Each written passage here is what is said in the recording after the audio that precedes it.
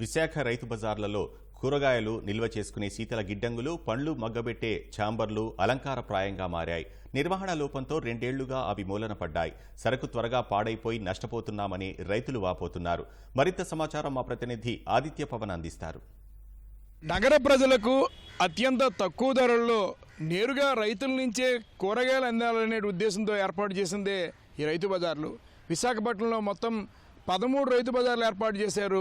ఈ రైతు బజార్లో ఉండేటువంటి రైతులు తాము తీసుకొచ్చేటువంటి కూరలు కావచ్చు, పళ్ళు కావచ్చు, ఇతరమైనటువంటి కూడా వారు భద్రపరుచుకోవడం కోసం ఇదిగో ఇక్కడ కనిపిస్తున్నటువంటి శీతల గిడ్డంగుల నిర్మాణం చేపట్టారు. విశాఖపట్నంలో 13 రైతు బజార్లు ఉన్నాయి. సుమారుగా 1500 మంది పైగానే రైతులు ఉమ్మడి విశాఖ జిల్లాలో పరిసర సమీప ప్రాంతంలో రైతులంతా కూడా వచ్చి వారి ఆకుకూరలు, ఇతర కూరగాయలు, పళ్ళు వీటన్నిటిని కూడా అమ్ముకుంటూ ఉంటారు. అయితే వారు భద్రపరచుకోవడం కోసం ఏర్పాటు చేసినటువంటిదే ఈ శీతల గిడ్డంగి. అయితే ఈ శీతల గిడ్డంగికి సంబంధించినటువంటి ఏసీ పనిముట్లు పనిచేయటం లేదు. చాలా కాలం నుంచి కూడా ఇవి పని చేయకపోవడంతో శీతల గిడ్డంగి పూర్తిగా నిరుపయోగంగా తయారైంది. మనం చూస్తున్నాం, ఇది పళ్ళను మొగ్గబెట్టుకోవడానికి ఏర్పాటు చేసినటువంటి ఇదొక ప్రదేశం. అయితే ఇక్కడ కూడా పరికరాలు పూర్తిగా నాశనమైపోయాయి. చాలా కాలం నుంచి కూడా ఇది మూలనే పడిపోయింది. మనం చూడొచ్చు. వాటి కోసం ఒక జనరేటర్ను కూడా ఏర్పాటు చేశారు. అలాగే దీన్ని సంబంధించినటువంటి నిర్వహణ పూర్తిగా గాలికి వదిలేసేటువంటి పరిస్థితి మనం చూడొచ్చు. తెగిపోయినటువంటి విద్యుత్ వైర్లు, పూర్తిగా పవర్ లేనటువంటి పరిస్థితి, విద్యుత్ లేనటువంటి పరిస్థితి కూడా మనకి ఇక్కడ స్పష్టంగా కనిపిస్తుంది. ఇది పళ్ళను మగ్గబెట్టేటువంటి ఛాంబర్. ఇది 2016లో దీన్ని ప్రారంభించారు. రైతులకి చాలా ఉపయోగకరంగా ఉండేది. ముఖ్యంగా మామిడి సీజన్, వేసవికాలంలో మామిడి పళ్ళను ఇందులోనే మగ్గబెట్టి వెంటనే విశాఖపట్నం నలుమూలలకి పంపించి వాటిని అమ్ముకునేటువంటి అవకాశం ఉండేది. ఈ రోజున మగ్గబెట్టేటువంటి ఛాంబర్ పనిచేయట్లేదు.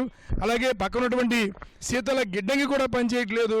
కొన్ని కోట్ల రూపాయల పైగా ఖర్చు చేసి రైతుల సంక్షేమం కోసం, ముఖ్యంగా రైతు బజార్లో వినియోగించుకునేటువంటి రైతులకి ఉపయోగంగా ఉండాలనేటువంటి ఒక ఉద్దేశంతో, ఒక బృహత్తర ఉద్దేశంతో ఏర్పాటు చేసినటువంటి ఈ శీతల గిడ్డంగిలు కూడా పనిచేయట్లేదు. దానికి సంబంధించినటువంటి ఏసీలు పనిచేయట్లేదు, ఇతర పరికరాలను పనిచేయట్లేదు.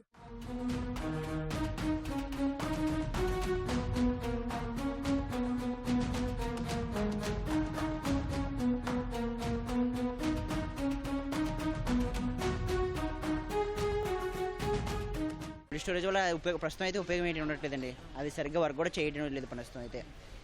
ఇంకా దాని యూజ్లెస్ అండి. దానివల్ల అదేనా ప్రిపేర్ చేస్తే మాకు పెట్టుకోవడానికి, స్టాక్ పెట్టుకోవడానికి ఉపయోగపడుతుందండి. స్టాక్ లిమిట్గా తెచ్చుకుంటామండి. ఏ రోజు ఆ రోజు ఉండేలాగా లిమిటెడ్గా తెచ్చుకుంటామండి. డైలీ తెచ్చుకోవడం వల్ల ట్రాన్స్పోర్ట్ చార్జ్ పెరుగుతుంది అనమాట. ఒకసారి తెచ్చుకుని స్టాక్ పెడితే అక్కడ మీకు ట్రాన్స్పోర్ట్ చార్జ్ తగ్గుతుంది. 3 years బట్టి వర్క్ చేయట్లేదు సరిగ్గా. అది అప్పుడు ముందు కొద్దిగా చేసేది, తర్వాత ఇంకా పూర్తిగా ఆగిపోయింది, సరిగ్గా పని చేయట్లేదు. అది లేక కొంచెం ఇబ్బంది అవుతుంది. వేగంగా రిపేర్ చేస్తే కొంచెం మనకి ఉపయోగపడుతుంది సార్ రైతులకి. ఒకసారి బల్బు తెచ్చుకోకుండా ఏ రోజు బాక్స్ తెచ్చుకుని అమ్ముకోవడానికి అవుతుంది. అది ఉంటే కనుక కొంచెం బల్బు తెచ్చుకుంటే మాకు కూడా కొంచెం రేటు తగ్గే అవకాశం ఉంటుంది కదా సార్. ప్రీతి ఎండలో ఆ రేకు మాడిపోయి కిందకి వీటు కొట్టేస్తుంది. కానీ వాటికి ఏంటంటే ఈ యాపిల్ పళ్ళు వగేరా స్టోర్ చేసుకోవడం మాకు ఈ అవ్వదు. 1 గంట లేట్ అయిపోయినా పాడైపోతాయి.